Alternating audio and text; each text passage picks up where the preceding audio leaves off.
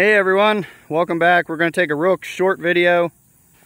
I want to show you guys how we are able to help the hives in times where there's a lack of pollen, and do so using mostly an object that you guys have around your house. For those who are not familiar with beekeeping, bees gather two main things: pollen and nectar. They mainly feed pollen as a protein source to the babies. They hardly consume any themselves, and a fraction of a fraction goes into making honey. Nectar is their main source of energy that they feed on year-round. Honey is a concentrate that they dehumidify. They remove a lot of moisture. Moisture in the winter is bad, and the main reason they're removing moisture from honey is because honey is mostly consumed in the winter. So, one of the things that bees do, they have normally the female workers have a shorter life cycle unless they are born for our area. I believe it's midway through September into October. Those bees are the ones that live 6 months. So their protein needs are a little bit different. Their lifespan obviously is a lot different, and it's very, very, very important that you get your hive to the right size for winter. Now notice I said right size and not big. The right size is going to depend on how much honey you want to leave on that hive. The bigger the hive, so you'll notice we have a couple hives that are double deep. So right here, Lizzie's hive and Jehovah Jireh. We've got, that might be it. The rest of the hives are all single deep. The deeps are where we have the eggs being laid by the queen. Anything above that is a medium super and is for honey. So if I have a double deep, all 20 frames being filled with baby bees, that hive could get a lot bigger. Bigger may seem better, more bees, more heat in the winter, but it also means they're going to consume more honey, so you got to take that into consideration. Either way, weather is often out of the beekeeper's hand. So one of the things we can do is supplement with pollen.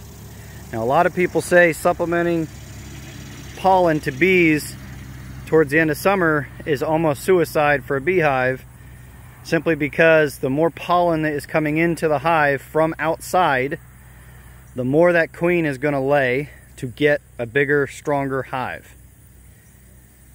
And one of the reasons we do it, one, we tend to leave a lot more honey on than we need to, and then we rob at the end of winter, because honey left on hives doesn't really help the bees that much come April and May.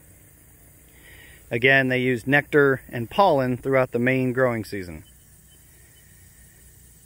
So what we have noticed, what we have found in our experience with us liking to multiply the hives and take splits, nucleus hives off of the ones that survive winter in late winter, is that if they go into the winter having a lot of pollen, those queens will lay that much earlier and that much faster. So, I know that's about 4 minutes of me explaining why we're feeding pollen this time of year. Most beekeepers will feed pollen as the weather warms up at the end of winter. And a lot of times they'll feed inside the hive, which is completely safe.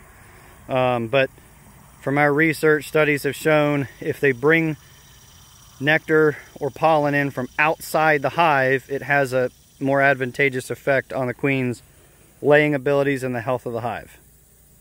Take that with a grain of salt.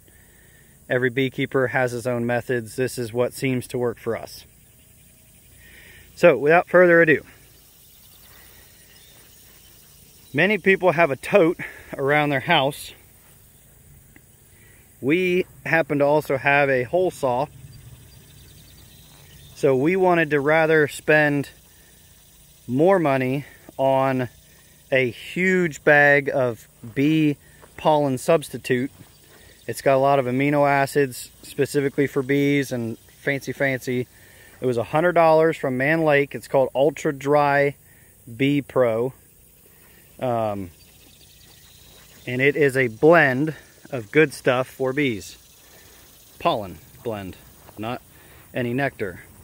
If we wanted, we could blend a little bit of sugar water on it, and we will have a pollen patty we could put right on top of the frames inside the beehive.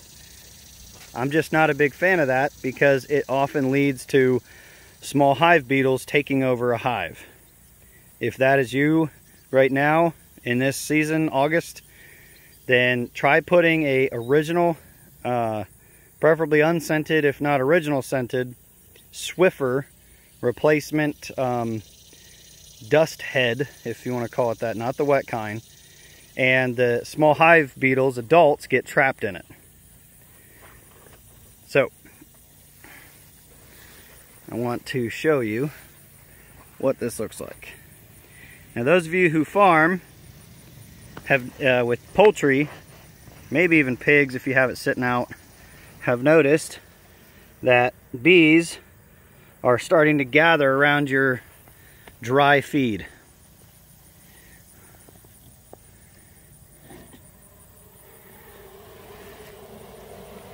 So we're going to look in here. Notice how they're just hovering. I just changed their location. I changed what things look like.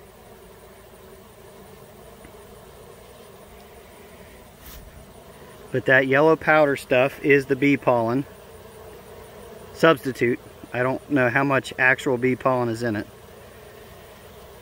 But we put that deck lattice stuff underneath it, on top of it. We're told the bees need a place to climb up out of it and then clean themselves off before taking flight. But you can see bees down in here gathering it on their legs and then heading out. So again, super cheap. I think we got a whole bunch of these totes for like $9 Black Friday at Home Depot.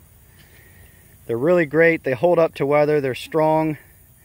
I won't leave it out here when the cattle are in here, but I have no problem leaving it in when the sheep are in this space. So if you guys didn't know, we graze this whole field. But one thing we also do, you see all these blocks here.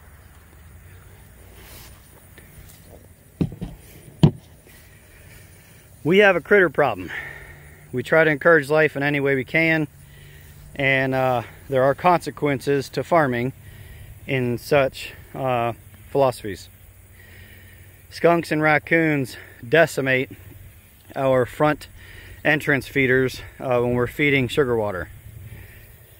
We'll find them 15-20 feet away from the hives.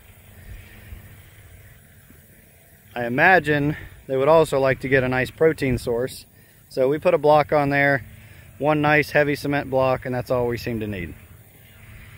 Anyway, I feel I've talked enough. If anyone has any questions, please give us a shout, and we'll try to answer anything you got. Thanks for checking us out. Take care.